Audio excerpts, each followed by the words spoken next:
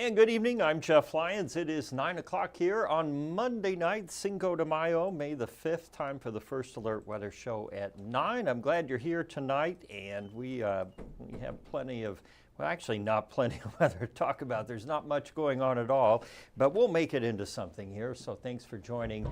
And as always, I'm watching your comments on the 14 News Facebook page, so if you have questions or comments, you can put them there. We are also on YouTube, on the 14 News YouTube channel, so you can comment in either place. I'll check those about halfway through. Well, we had more rain today. Surprise, surprise, cloudy, and now we're starting the clearing process with fog possible overnight here. We will burn that fog off tomorrow and enjoy at least a brief moment in the sun during the afternoon on Tuesday. We will have to wait, though, until the weekend to get some warmer temperatures in here and escape the clouds and rain. We have another system that will be churning up some showers on Wednesday and Thursday. That cutoff low won't quit, although the center of it has begun to move now back to the northeast, so that's a good sign. But we have been stuck in this same pattern, as you know, for about 2.5 days now. The low basically just sat here and spun, and while it did that, it was kicking out some clouds and rain. Looking ahead, we have no risk for thunder, of course, today or tomorrow. Wednesday, we could hear some rumbles. Probably the more likely scenario would just be some scattered showers out there. On the hour-by-hour forecast, you see us clearing out by tomorrow night, and then clouding up again by early Wednesday, and a few of those hit-or-miss showers in there. Hopefully the clouds, at least in looking at the model data here, won't be quite as thick and gloomy. There will be periods in there where we get some sun filtering through.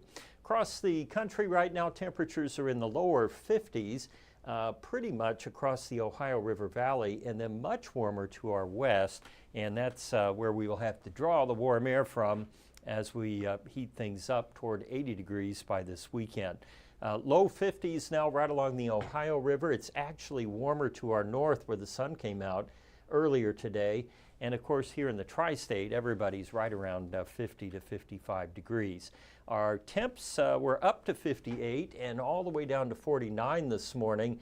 A far cry from the normal high of 74 degrees, which we would typically have here on the 5th of May. So we just, we've taken a little bit of a detour from some pretty warm temps that we had there to start the month. But we'll break out of it as we typically do here in May. We've had rain just about every day. We didn't get any on the 1st of May.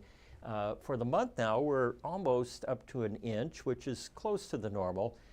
And for the year, we are still about 5 inches ahead of the typical rainfall we would expect by the first week in May. Tomorrow, temperatures will rise into the lower 70s during the afternoon, and that big swirl of low pressure just continues to pinwheel up toward the thumb in Michigan. Once it gets up there, should be far enough away to allow some clearing to work in here. This ridge between the two low pressures is our only hope of seeing some uninterrupted sun, and we will have that moving in tomorrow. You can kind of see things opening up there, and then the clouds returning on Wednesday and Thursday, along with a chance for some more scattered showers. The 7-day outlook for temperatures keeps us anywhere from 70 up to about 77. We actually have two runs there toward 80. After Thursday, and the next system moves out, we drop down briefly and then warm up again into the upper 70s by the end of the weekend. And after Thursday's rain, at least as of today, the GFS model showing clearing through Friday, Saturday, Sunday, and maybe into late Sunday night. By Monday, we have clouds and rain returning there from the south.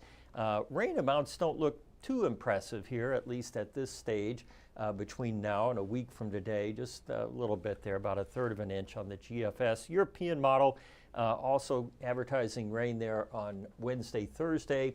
Some clearing on Friday, Saturday, Sunday, and then Monday. Few clouds starting to sneak back up from the south. And its rainfall potential there over the week is pretty paltry as well, right around 1/4 of an inch or so. No crazy swings on the barometer again, so hopefully that won't cause any issues for you. For tonight, we drop down to 47 degrees, some patchy fog out there, and then tomorrow up to 71 with clearing skies. That'll be a nice change from what we've had. Mid-70s and through the end of the week, and more dry and pleasant conditions on the way from Friday through the weekend. Longer range outlook gets our temperatures back above normal for next week and drier than normal too. So I guess given the two choices, we'd rather have the rain than a drought this soon in the growing season. Looks like we will not have either. We're going to get rid of the rain and not have a drought. Our pet pick tonight, this is Laszlo and Bean. He looks like he's posing for a picture there, and of course the cat can't be bothered. You know how that is. So thanks. Keep those pet picks coming. They're on 14news.com. You'll see the spot where you can put those in. All right. Nicole Christie wants me to explain the Omega block. I'll be glad to do that. And let's see. Jeff Miller had 1.5 inches of rain in Savaw so far this month. Well, you're getting even more than you probably want out there. All right. Let's see here. I want to just verify that we are getting out on YouTube over here. And we don't want to forsake anybody that's commenting in over there. So let me check that one real quick. There we are. And I don't see any comments. Yeah, the radar up at Owensville, KVWX, is still down. They're supposed to have it back up tomorrow. They're awaiting a part, some kind of rotor or motor amp kind of thing. Okay. So yes, they are getting the radar back up. Some folks are asking about the radar still being down up at Owensville. Okay, you asked about the Omega block. That kind of ties into Science Corner tonight, so we'll just hop right over to that. And of course, we were talking last week about cold air funnels. Cody Bratcher and some of you also submitted pictures, or at least I saw them there on the 14 News page. But that's a classic looking cold air funnel where, it was in contact with the ground, but very diffuse looking down there, and rotation. And these are caused when you have a spin in the atmosphere, and we had plenty of that going on. It's kind of like the same way that sometimes weak tornadoes form in the rain bands of a hurricane. As this comes around, it creates some spin, which can translate down to the ground. And that's probably what we were seeing on Saturday, and maybe yesterday too for some of you. I was asked about the Omega block, and to do that I could probably do it better by drawing a picture, which I will do in a moment. We had low pressure still up here, the cutoff low expected to be up over the thumb of Michigan, and as we mentioned earlier, cold air funnels are created when we have a cold pool or colder air aloft and a strong upper level wind flow, and then the updraft from showers or storms can stretch out that spin and create a funnel cloud, which sometimes will even touch the ground.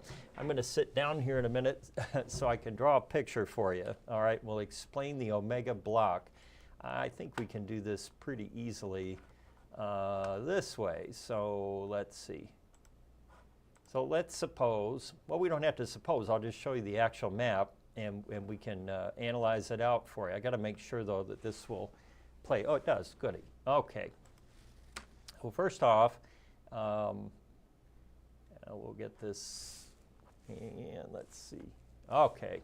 So I'm going to back the camera out here just a little bit. So basically, what's going on with an Omega block is you would have an area of low pressure here. That'd show up, yeah. And one like over here, like so, like we actually have. And then in the middle, you would have a high pressure, as we do right out here, all right? Well, if you remember, and now this is where it'll get tricky here. I got to make sure I can actually draw this for you. It's not that I can't draw it, I need the tool that I need to draw it. Let's see, I need a jet stream. Typically okay, well maybe I can just do it this way. I'm going to try it just with oh, now see, it doesn't have that in there. Okay, stand by. Well, I can do it that way. Okay. So I'm going to make a line for you here, and basically we're going to, so you know that the flow around each of those, okay, now I got to make that nice and fat so we can see it. There we go. Okay. So basically you have high pressure clockwise, right? The circulation goes that way. And around low pressure, it goes counterclockwise. Well, when you have it oriented the way I'm showing here, then it creates what looks like the letter omega out there. So that's an omega block. You've got a high between two lows, and it then creates that situation that we've been in for the past couple of days. You kind of have the cutoff low system in there, and you get either stuck in the rain or stuck in the dry. And as this high pressure moves over, then we'll get the dry weather tomorrow. But that's what is described as, or the best way I can explain, an omega block, okay? I hope that was sufficient. And let me see. I gotta close that out there so I can get back into my show. But yeah, that's what's going on, and we've just kind of been at the mercy of these two weather systems that are not changing or moving much in any way. And so that's why we've seen so much of the rain and gloom over the past weekend here. Well, at some point there, I think I closed out my my page. So anyway, that is all I have for you here this evening. Actually, I can't even find, okay, oh, there I am, okay. Amy Elsner got to go to her Kentucky Derby. The rain was stinky. Yeah, that's not a fun rainy event. I've never been, so Laura Gray's in there from Dawson Springs this evening. When is the rain going to stop? Cheyenne Price. Hopefully it has stopped for now and we get a break tomorrow. That is our plan. Not necessarily our guarantee, but our plan. Cutoff lows make life in the meteorology world miserable because, everybody was counting on this great weekend, and then, we came up a little short, obviously. It wasn't working for us. All right. For some reason, I cannot get back to my simple, there it is. Okay, oh, I see why. All right, I'm talking to myself here. We've reconfigured some things back here, and so I'm trying to figure out how to gracefully get to the end of the weather show here. I think I just figured it out. So I'll click on here, and we will be done then with tonight's weather show at 9. 14 News at 10. We'll have more information for you about that clearing and warmer weather coming up tomorrow. And of course, I'll be back here for you tomorrow night at 9 o'clock. In the meantime, please stay safe, and thanks for watching.